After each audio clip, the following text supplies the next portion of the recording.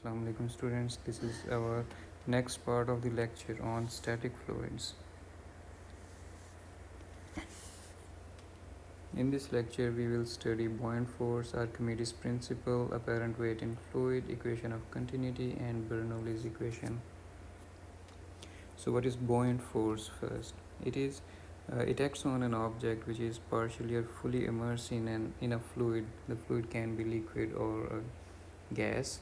So when an object is fully or partially immersed in a fluid, it experiences an upward force. That force is called as buoyant force. So because of this force, the objects like a ship, a log of wood, or a buoy on the right figure, they stay afloat. So this is the buoyant force is responsible for keeping objects afloat. Let us look at this force in deeper detail. Consider this person. She is swimming inside a swimming pool and observes this sack of plastic which is filled with water. We consider that the weight of this sack of plastic or a plastic bag is negligible. We ignore it, but it is filled with water. So she observes that it is not moving in upwards direction or downward or leftward or rightwards, means that it is in static equilibrium. If this is the condition or an object is in static equilibrium, you know very well that it means that all the forces acting in upwards direction are balanced by the forces acting on it in downwards direction. Therefore, the weight of this object which is acting downwards is definitely balanced by a force which is acting in upwards direction, and that force is called as buoyant force. So the upward force or the buoyant force on this sack of water is equal to the weight of the water. Why? Because the weight of this part is equal to the weight of the water that was contained within this sack of plastic. Okay, it was filled with water, so that was the weight of it. The weight of the water contained within this was acting downwards, and the buoyant force is acting upwards. Since both of them are balancing each other, means that the buoyant force acting on this object or acting on this part of water must be equal to the weight which is acting downward of this weight of this part of the water. Okay, now let us ignore that sack of plastic filled with water. Now we as if that and only an empty space is left where it was before. So it is exactly the same part where the sack of plastic filled with water was existing. We have imagined that it has disappeared, leaving an empty space behind. From the knowledge of the pressure due to fluids, we know that the fluid exerts pressure on every side of the object which is immersed in it, and the pressure depends on the depth from the surface of the water or surface of any fluid. So if you look at this one closer, the top portion or the top surface of this object is closer or less deeper as compared to the bottom part, which means that the pressure on the top side should be smaller as compared to the pressure on the bottom part. And these vectors, actually these arrows, represent the force vectors acting from each side. On the top portion are smaller and the bottom portion are larger, representing that the force from the bottom part of the fluid is larger as compared to the top part. When we add all of them together, we will find a net force which is in upwards direction, and that force is called as buoyant force.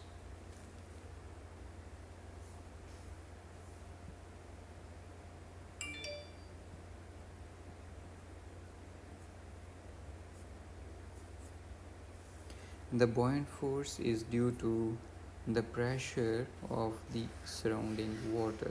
Okay, from this a little thought experiment, we understand that the buoyant force is due to the pressure of the surrounding water, and remember that it will always be in upwards direction.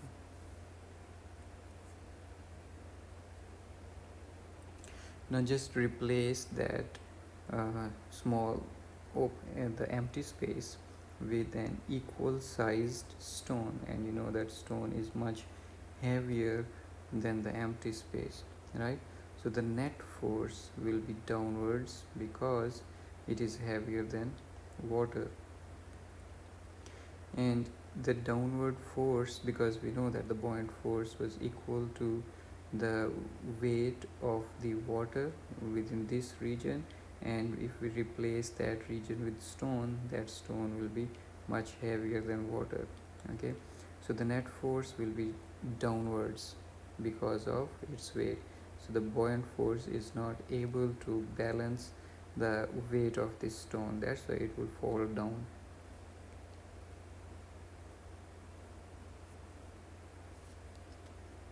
This Fg represents the weight of this stone, while Fb is the buoyant force from the previous slide that we saw, this one. So the buoyant force will remain the same because this buoyant force is on the same area which was filled with stone. We have the exactly same shape and the size of the stone that fills this empty space.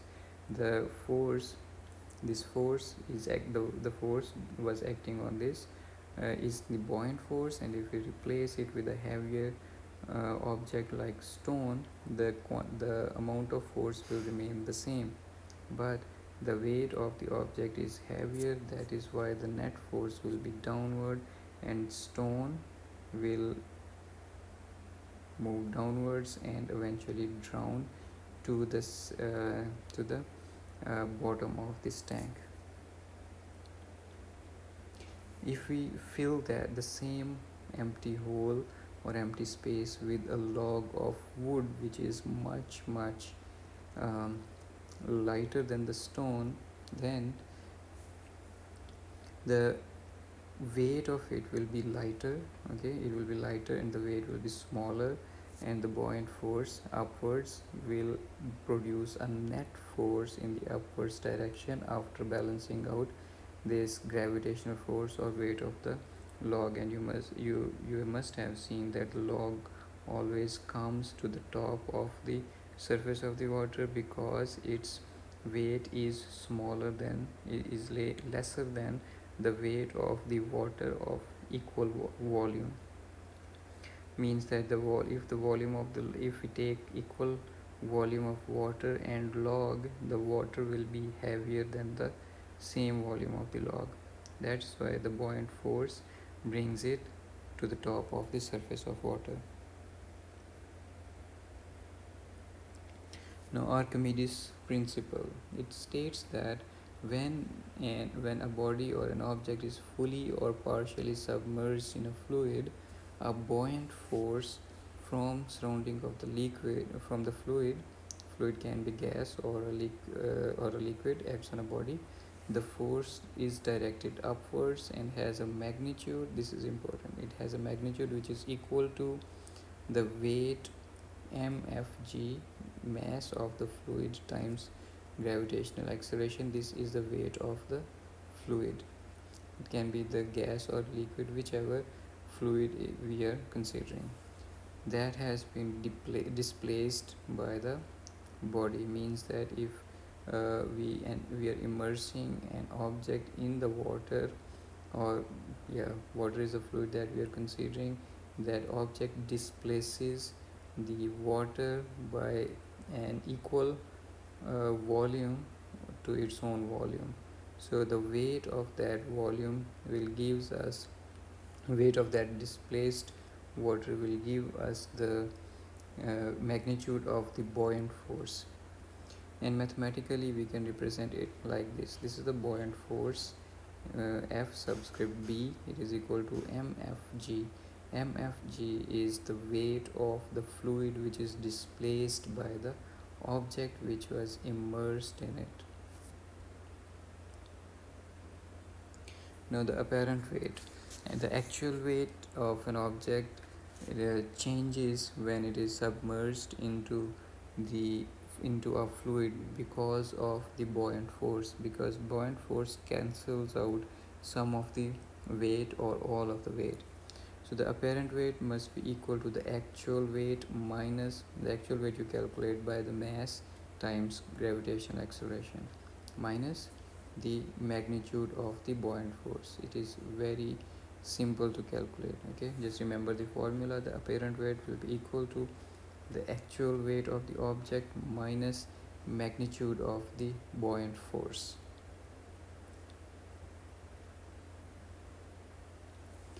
So it can be mathematically represented like this: weight subscript APP, it represents apparent weight, is equal to actual weight minus FB represents or it denotes the buoyant force, which is equal to MFG.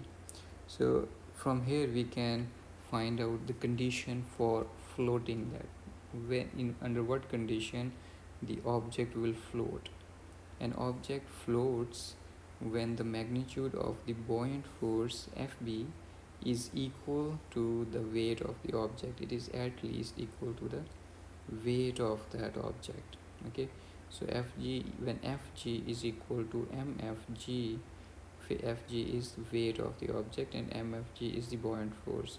When these two forces are equal, then the object floats in that fluid. So that fluid can be gas or liquid.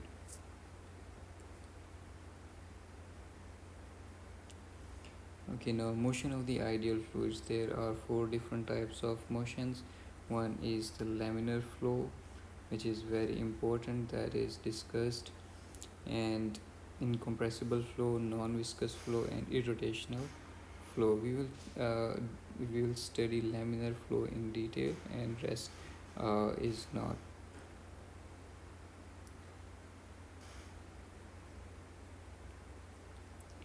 So, laminar flow is a flow in which the velocity of a moving fluid at any fixed point does not change with time. For example, if you take a look at this point, this is a point in the fluid. These lines are showing the motion of the fluid, and this is a fluid element, means that a part of the fluid. This is a part of the fluid which is moving with velocity v. So it does not change with time. It keeps on flowing with the same velocity, means magnitude and direction of the velocity does not change in this type of flow. So you can see this image. In this image there is a cylinder which is placed an obstacle in a fluid which is flowing with a laminar flow. These lines showing the layers in the fluid which is moving with the laminar flow. So if we place a obstacle in it, in the fluid which is flowing with the laminar flow, the fluid just bends across it and continues with its laminar flow. This is another example of the laminar flow. You can see this. It is a very smooth and uniform flow. On the other hand, you can see a turbulent flow also. In this image you can see both laminar and turbulent flow. Turbulent is the opposite of laminar. Laminar is very smooth, where the velocity of the fluid does not change, and the turbulent is a random flow which shows a turbulence. So in this example, our fluid is a smoke or a gas. So it can be from a candle or a cigarette. It comes out as a laminar flow, and there is a transition point. After transition point, it changes into turbulent flow. So these are the three definitions of rest of the types of flows.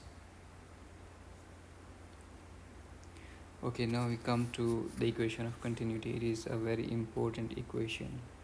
So let us consider a tube of variable cross sections.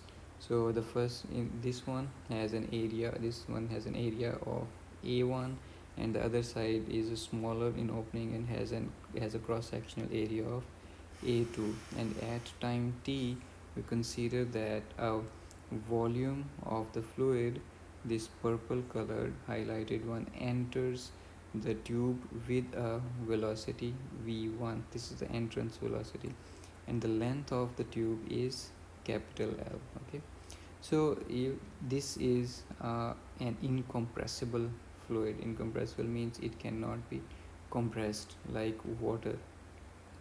So when a certain volume of fluid enters this cross section, it will push an equal volume of water to go out from the tube.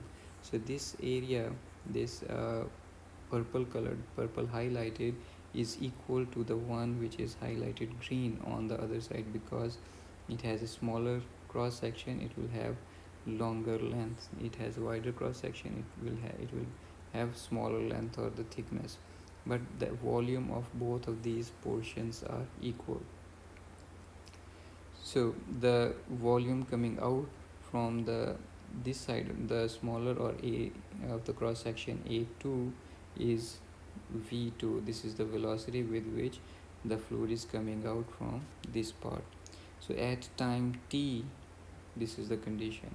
Okay, and at time t plus delta t, this part of the volume goes out of the tube. This dotted line actually represents the end of the tube.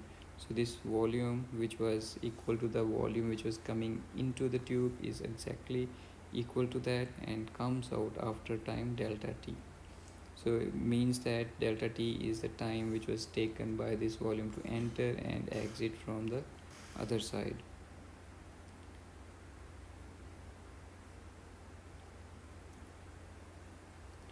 Okay, now let us derive the equation of continuity mathematically. We consider, for a simpler case, we consider a tube of uniform cross section, means both ends have same cross sectional area. We call it A, capital A, and this E or the purple color is just the representation of a small element of the fluid or water, and this is the starting line. You can just consider that this is the starting line of the object when it starts to move. The fluid, this fluid element starts to move.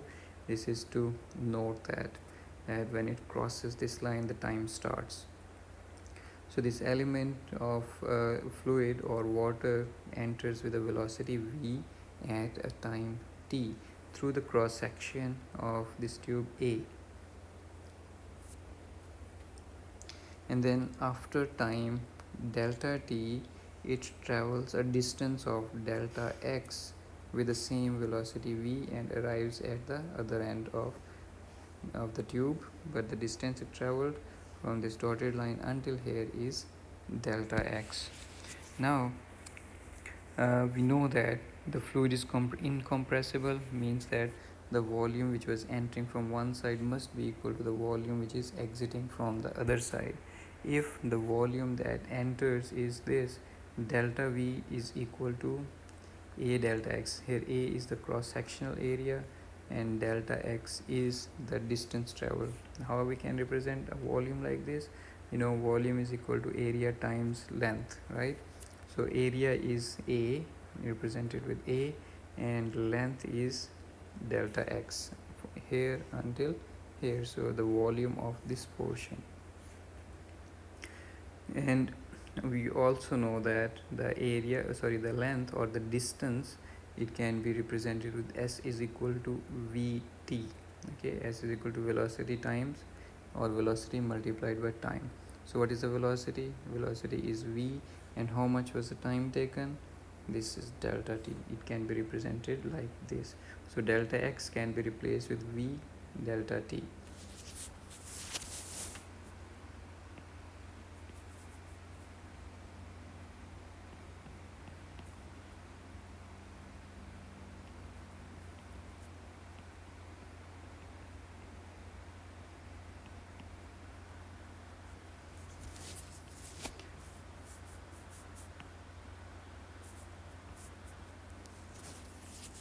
Okay, and The volume, we consider that in general, if this side of the volume, if this side had an area of A1, and the volume with the fluid was entering with a velocity of v1, and this one was v2, and the area was a2, then from this equation we can write that the volume entering was a1 v1 delta t, and the volume exiting was a2 v2 delta t. Okay, so uh, from the condition of incompressible fluid, the volume which was entering must be equal to the volume which is exiting. So we can write it like this. Okay, a1 v1 should be equal to a2 v2, but the common term can be cancelled out, and we get a1 v1 is equal to a2 v2, and this expression is called as equation of continuity.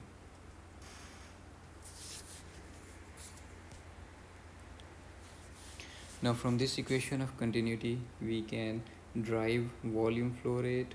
We represent that with RV, R we represent that with R subscript V, which is equal to AV, which is equal to constant, because this is A 1v1, we generalize it with A times V, area times velocity, is equal to constant, and mass flow rate Rm equals to rho Rv, this is Rv, same Rv here, is equal to constant. Okay, this is something that you have to drive yourself, and then I will ask you during our live session, do it yourself.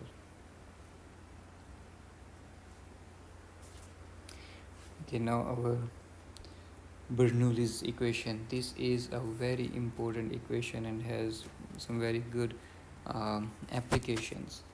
First, let us consider the same tube of different cross sections as we saw before, but there is a difference between that and this one. That the difference is that it has a height difference also.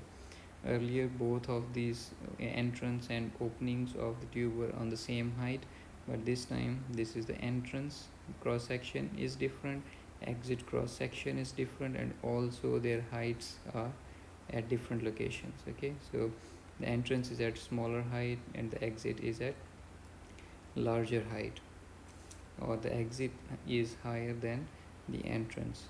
So this one is at y1, and this one we can say it is at y2, and the length of the tube is L. We consider that this blue highlighted portion is the volume of water which is entering into the tube. This is the starting of the tube entrance. It is moving inside with a velocity v1. Okay, and the pressure of the fluid on this side, on the entrance, is P1. Then when it enters, it will push an equal volume out from the other side, from this side, this green volume is equal to this blue volume. So when this blue volume enters, see this, it is entering inside, it is pushing the same volume out, and we consider that the pressure on this side was P2, and the this fluid is coming with the velocity v2, and the height of this face or this opening is y2, and the time it took from entering here and going out from the other side is delta t. Then we can, from the law of conservation of energy, we can drive this equation, and this part is equal to this part, and this is the pressure on the left hand side here. Okay, and this is the kinetic energy density. Okay, and this one is the term related with the potential energy. So this part is from the entrance, and exactly same on the other side with different subscripts only, 2 2 2 on the other side. This is for the exit. So in general form we can write like this, that pressure, we can, there should be no 1 here. So P plus 1 over 2 rho v square plus rho gy is equal to constant, because the sum of these terms on the entrance are equal to the sum of the terms on the exit, so it must remain constant. Okay, if one thing changes, the other thing changes also. If one thing decreases, the other thing increases to compensate the total volume, the total value. That is why it is constant. Here, that 1 over 2 rho v1 square is called as kinetic energy density or kinetic energy per unit volume, this term here. Okay, and similar this term also, kinetic energy density, but this is for the exit side, and this one is for the exit side, and this one is for the entrance side.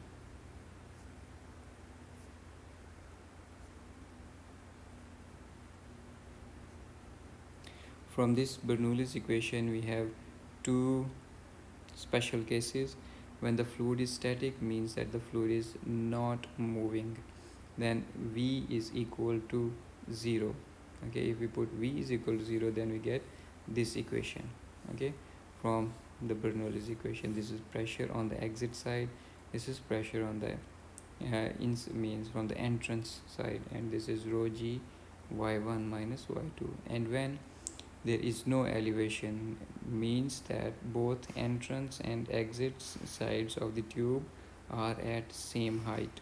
So y1 and y2 are y1 minus y2 is equal to 0. At that time, our p1 plus 1 over 2 rho v1 square is equal to rho p2 plus 1 over 2 rho v2 square, means the potential energy terms cancel out. This one is 0, but V is not 0, the fluid is flowing. So in first case we put V is equal to 0, in second case we put the change in the height equal to 0.